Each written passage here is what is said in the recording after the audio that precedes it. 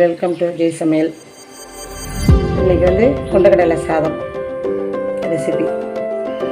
அதுக்கு தேவையான முந்திரி பருப்பு, ஏலக்காய், பட்டை, கிராம்பு, மிளகாய்த்தூள், இஞ்சி பேஸ்ட்டு, இஞ்சி பூண்டு பேஸ்ட்டு, நெய், உப்பு, கொண்டக்கடலை, மல்லி, புதினா, அரிஞ்சு வச்ச வெங்காயம், பச்சை மிளகாய், தக்காளி, 2 டம்ளர் அரிசி, ஊற வச்சது 1 மணி நேரத்துக்கு முந்தி.